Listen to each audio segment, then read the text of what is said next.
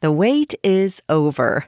Dive into Audible's most anticipated collection, The Best of 2025, featuring top audiobooks, podcasts, and originals across all genres. Our editors have carefully curated this year's must-listens, from brilliant hidden gems to the buzziest new releases. Every title in this collection has earned its spot. This is your go-to for the absolute best in 2025 audio entertainment. Whether you love thrillers, romance, or nonfiction, your next favorite listen awaits. Discover why there's more to imagine when you listen at audible.com/bestoftheyear.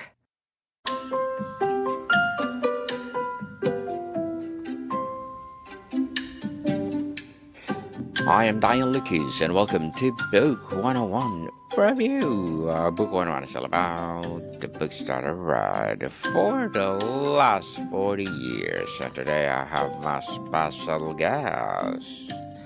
One of his advocacy, helping Christians become more human so that they become real saints. No other than Mr. Matthew Jandernoa. Thanks for having me today. Welcome, Mr. Matthew. And can you please introduce more about yourself that I miss? Yeah. So I'm from Michigan, but I live in Pennsylvania with my wife and 2 kids. And I own and run a Catholic life coaching business. And yeah, I also work with a company called Pro-Life Payments. They're a pro-life payment processor, but that's kind of what I do during the day.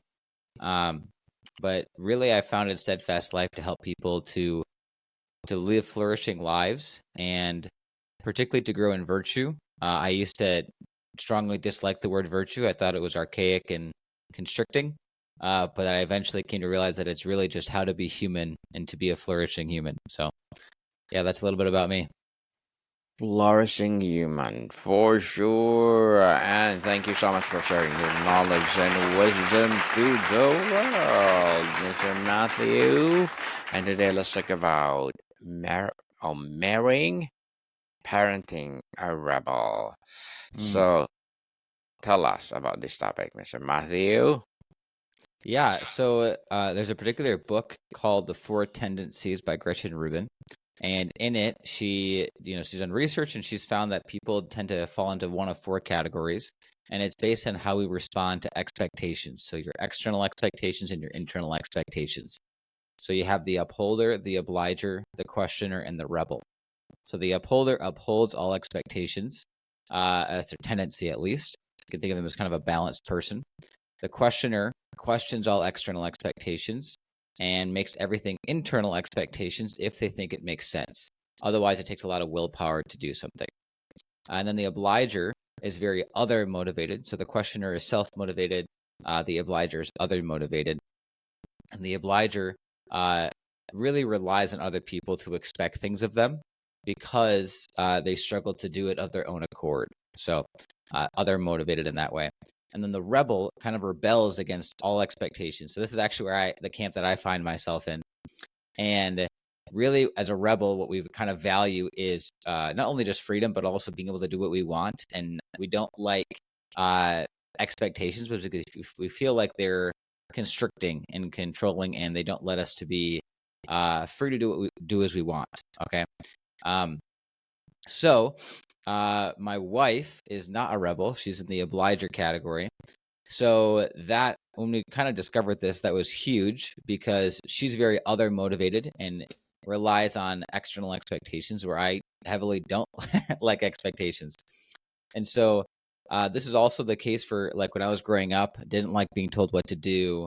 And then whenever people would give me clear expectations, even if I gave myself clear expectations, that would usually cause anxiousness because I felt like it was overwhelming.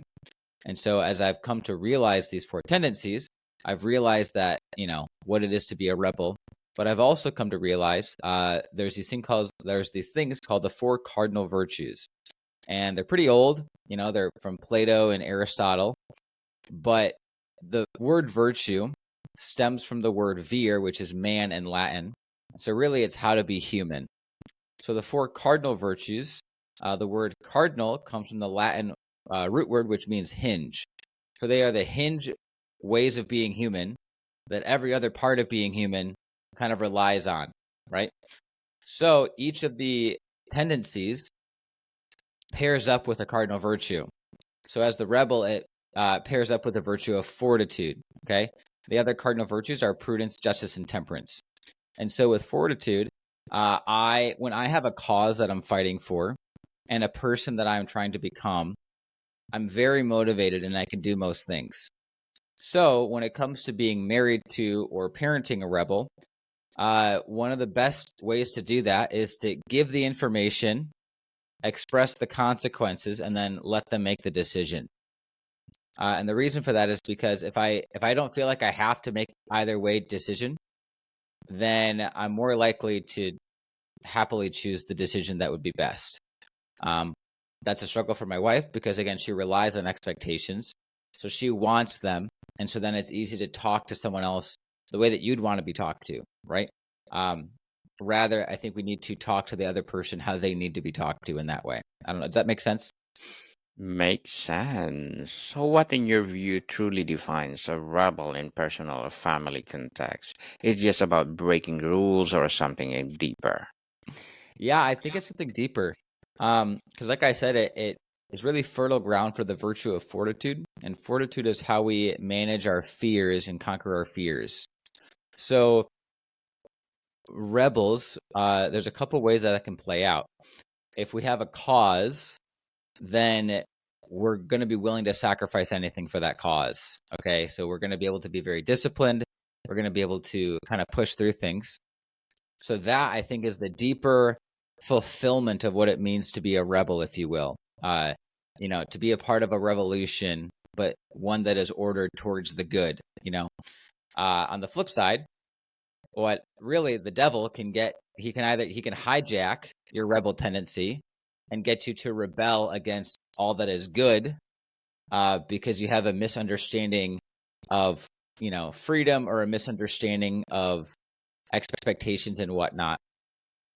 On the flip side, he can also try to get you to suppress it and just say, it's really not a big deal. There's not really a fight going on. There's not a cause to fight for.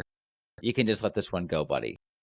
And so he can often try to get me to think that my rebel tendency is actually something that needs to be suppressed, or he'll try to get me to rationalize that I should rebel against everything. And so if I can sidestep those attacks on who I am, then I can step into my personality and who I was made to be and fight for the cause that I believe in and, become the kind of person that I want to be. So I think that's a lot, the deeper aspect of what it is to be a rebel. What are the core needs or values that often drive rebellious behavior? Definitely freedom. I don't like to be told what to do, which is a blessing and a curse. And so when kind of the values that I have, right? Freedom, I really value freedom. I value authenticity, and I value people being true to themselves. So again, you can kind of see it in the culture how this can go one way or the other. A popular expression is like self-expression, right? However, that being said, if we don't have a true understanding of what real self-expression is, then we can be easily misled and feel like we're being free when in reality we're being manipulated or hijacked, like I was saying earlier. So highly value freedom, and I really value flexibility. So for example, if we have plans but they change, that to some extent is exciting for me because it's like, whoa, it's like an adventure. Whereas for someone like an upholder who's kind of on the opposite side of things as me, they're very balanced and they uphold external and internal expectations as opposed to rebelling against them. If things go different from the expectation, that's very jarring for them. So I kind of live and love it when things are a little unconventional. So I would say freedom is a big one, but flexibility, authenticity, and authentic self-expression. Many see rebellion as a negative trait. What are the hidden strengths and potential superpowers of the Hmm. rebellious personality? Sure. Yeah, that's huge, and I think particularly in the Christian, me being Catholic in the Catholic circle, it can be really easy to see rebelliousness as against one of the virtues, which is obedience. Not one of the cardinal virtues, but a different virtue. And yeah, and I even shamed myself a lot growing up because it always seemed like I just couldn't do the thing that I wanted to do, or I just couldn't do what was expected of me. And it seemed like I was broken because of that. So I had these expectations of, yeah, be do this behavior, desire these things, wake up on time, all those kinds of stuff that you would associate with virtuous or good living. Um, but as a result, I shamed myself and tried to suppress my personality and try to become somebody different. And so eventually there was a lot of healing that happened, but over time I came to realize that the hidden strength of being a rebel is that you're not going to do things simply because they've always been done that way. You're also not going to do something simply because you're told. And so if and when, right, the culture goes in a certain direction that's not good, and you had these poor expectations that are not human and that go against your humanity and, really aren't for your good or your happiness, then the strength that you have is you're going to rebel against that and say, no, that's not what I want to do. So that's one of the hidden strengths for me. I also don't mind, if hear what I mean, not what I say. If I make a promise, obviously I want to keep that. But if I make an agreement that's not meaningful, if that makes sense. So I don't know, like I said, I would show up to an appointment at a certain time. If I need to reschedule, I don't have a huge problem with that. I want to be respectful and do that in the appropriate manner, but that's kind of how I, channel my rebelliousness. But I don't mind letting people's expectations down. And that's been a huge fight for me because, yeah, I also can be affected by people's personalities or people's expectations or opinions. But when I really step into my rebelliousness, those opinions don't have as much control over me. And so that's one of the hidden, strengths of a rebel is that we don't really care as much about what other people think, which, is a double-edged sword, blessing and a curse. How can you tell the difference between healthy, constructive rebellion and destructive behavior that might signal a deeper issue, Mr. Matthew? Yeah, I would say if it's ordered. And what I mean by that is that if it's aimed in a direction that is genuinely for your good. So, for example, um, when I Hmm. was in college, uh, I'm Catholic, and there's like different groups that smoke cigarettes and whatnot, and I don't know, it's like kind of a thing that's like not a taboo, but it's like not healthy, and so a part of my rebelliousness was I picked up smoking with a buddy, Hmm. and I kind of did it just frankly just to tell people that you can't tell me what to do. So end of the world, no. But when people engage in rebellious behavior for things that are not healthy for themselves, that's a way where your rebelliousness can kind of get hijacked, and you have to ask yourself the question: is this actually what I want, or is this what someone wants me to think that I want? Okay, because even like frankly, so my wife and I try to eat very holistically. And so if you look at like all of the processed food in America and, really other parts of the world as well now, there seems to be this narrative of not even a narrative, but just this push to get us addicted to all this processed food. And at first glance, you might say, no, I'm going to rebel against healthy living and I want to eat what I want, what tastes good. But then if you look a little bit deeper, you can kind of realize, wait a minute, somebody else wants me to think that I actually want this, when in reality, I actually want to be healthy, right? Like I want to pursue something that's meaningful and worthwhile, and I want to be able to do the things that help me to make that a reality. And so if your rebelliousness is chaotic and it's not going in a direction, really you're a rebel without a cause. And that is what every rebel needs, because without a cause, rebels don't go very well. They don't go very many places. And they really tend to self-sabotage. All the tendencies can tend to self-sabotage if they're not stepping into their personality and stepping into their champion virtue that I would call it. But yeah, so if it's not ordered, if it's more chaotic, that's a pretty good sign that your rebelliousness is actually just you being manipulated. For the partner marrying a rebel, for someone married to a rebel, what is the most common friction point in a relationship and how they can be navigate without either partner losing themselves? Mm. This is a question that comes up often with me, my wife and I. So what's really frustrating for her is if she asks me to do something, particularly if I've already internally decided that I was going to do it. Great example. I'm going to take out the trash. She has like this uncanny ability to know when I've already made a decision. And so then she'll I'm kind of joking, but she'll then ask me to take out the trash.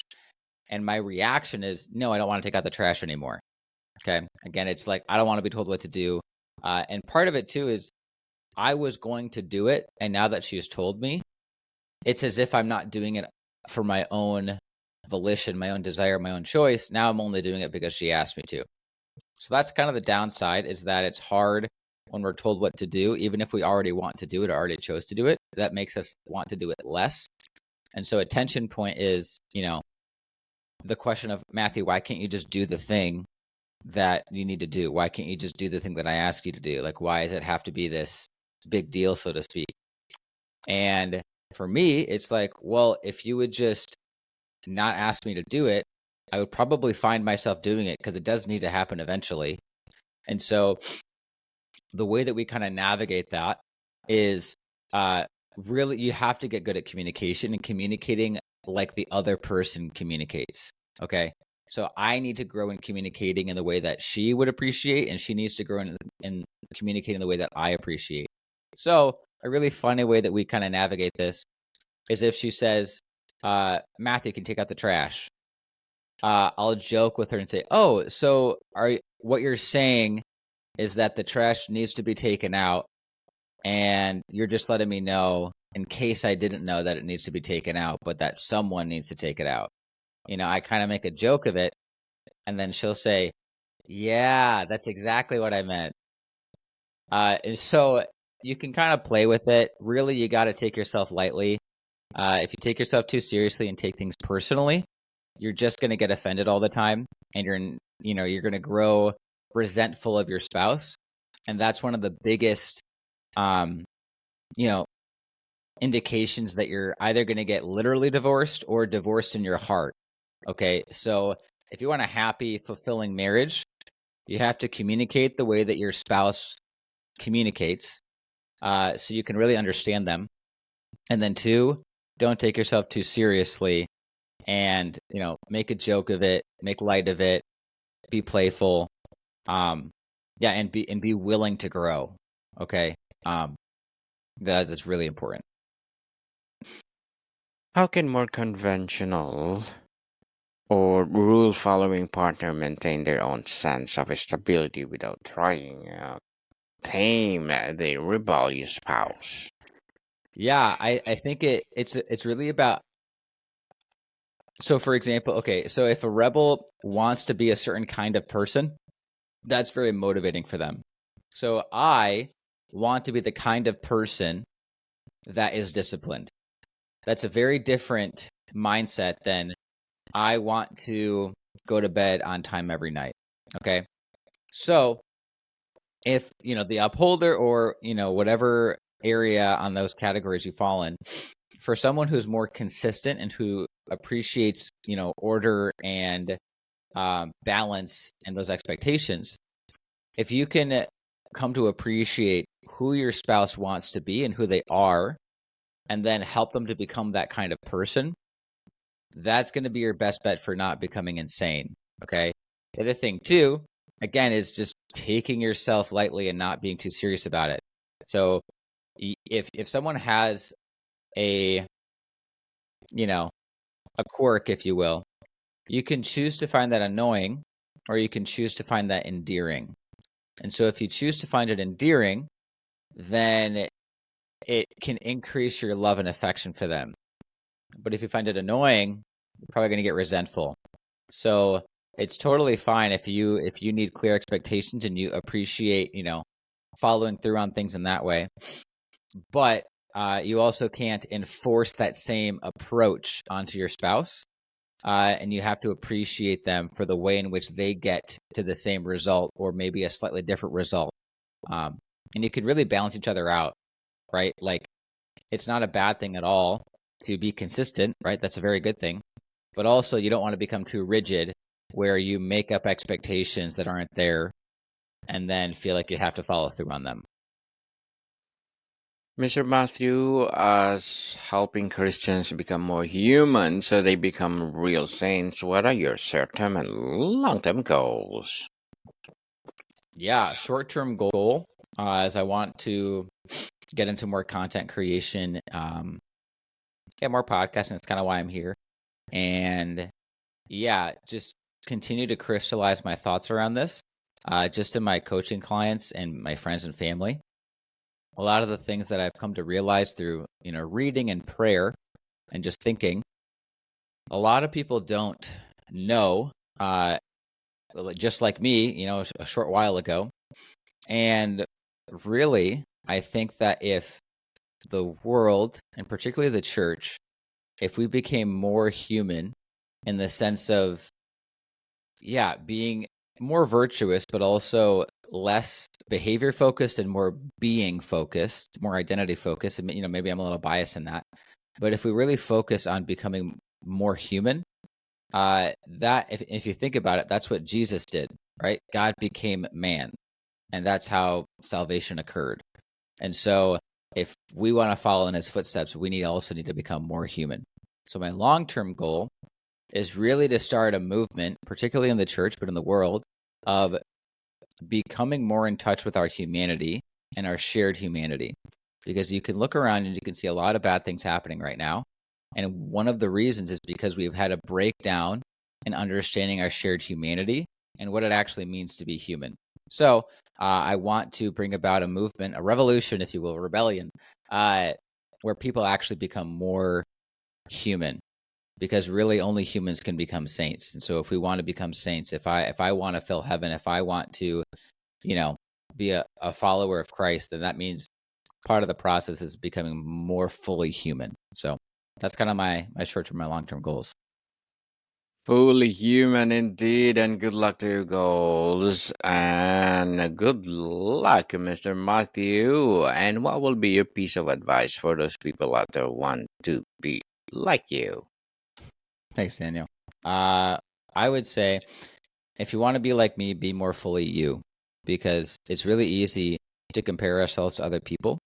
But what I've found is that when I choose to be inspired by somebody instead of trying to imitate them, that's when I can become more fully alive. So maybe it's reading a book that you need to read to come to understand these things. Maybe you need to question things a little bit more. Maybe you need to better understand what true justice is, right? For the obligers, for those who are really other motivated, to do what is right and good for other people, not just what seems to be good or what is, the least emotional conflict, if you will. For the rebels, what kind of person do you want to be? And for the upholders, what does true balance look like, right? Do you want to be genuinely balanced and temperate where your desires are evenly split? Or do you want to be rigid in your thinking? So really, it's about becoming more fully alive and stepping into your personality, knowing what you want in life, knowing the cause that you want to, fight behind, knowing the right questions to ask and wanting to know more, and, truly knowing what justice actually is. So I think those are probably the most crucial things to do. And if you need help, right, like don't be afraid to ask. Some people are other motivated, and some people, seek help just to learn more. So there's a lot of ways people can help you. Well, thank you for that advice, Mr. Matthew. And can you please recommend a book or books that influence your journey? Absolutely. So there's two books, one of which I already mentioned is The Four Tendencies by Gretchen Rubin. It's a brightly colored book. You can't miss it. The other one is called The Four Cardinal Virtues by Joseph Pieper. So it's this book right here. and it really goes in depth on the 4 cardinal virtues. And there's other books. Maybe you're not as much of an intellectual person, which is totally fine. Other books I can recommend. You can always reach out to me. My website is steadfastlife.net. My email is at the bottom. It's matthew@steadfastlife.net. And, you see it right up there on the page. It says free call. So no harm, no foul if you want to hop on and just say, hey, I'd love to hear more about the books you're talking about. And then I also have another coach, Louisa. She's great for anyone who want a woman coach. But yeah, our really goal is to just help you become more fully you, more fully alive. And yeah, we've come to understand that a big part of that is virtue and leisure and stepping into our own humanity. Well, thank you for the recommended book, Mr. Matthew. And before we wrap up our discussion today, I'm inviting you to please do listen to my other podcast, people, because my abstract essay is already in 5th season, abstract poetry in 2nd season, and my book 101 review in 5th season too, comedy 101 in 2nd season, and my food 101 in 5th season as well, geography 101 in 4th season, and my baby podcast law 101, and mental health 101 love letters in 3rd season, and movie 101 review and music 101 in 4th season, and science 101 and sex 101 in its 1st season. Please listen to them wherever you listen your podcast. So, Mr. Matthew, finally, what is the most rewarding aspect of sharing your life with a rebel, whatever, a partner, as a parent, that makes all challenges worthwhile? Yeah. I would say, again, for parenting, if you can give your kid, the information, potential consequences, and then let them make the decision. It's a little bit of trial by fire. But if you allow that to happen, then you can really see your child and your partner flourish. And really, that's what you want, right? Like, you want your spouse, you want your child to flourish. And so if you can come to appreciate their rebelliousness and help them to tap into that in a good way, that's a huge part of becoming fully alive. And so, the same thing for obligers and questioners and upholders. If you can appreciate kind of who they are and their tendencies and help them to become more fully, human, step into that in a good way, then you can see them become more fully alive. And that's really what it's all about. Mr. Matthew, thank you so much for sharing your knowledge and wisdom to the world. So can you please invite our listeners to support your advocacy or anything you want to promote on Book 101 Review? Yeah. So like I said, those books that I mentioned, I got like 5 or 6. You're always welcome to reach out, send me an email. Hop onto my website. We're going to have more content in the nearest future. My other coach and I are starting a podcast as well. So lots of good things coming. But right now, the big thing for us is coaching. So it's really easy. Hop on a free call, send us an email. We'd love to chat with you. Yes, people, let's support Mr. Matthew Jandernoa, because if you support him, for sure more and more empowering advocacy to come. So, Mr. Matthew, thank you so much for your time. Thanks for having me, Daniel. More to come, people. See you soon.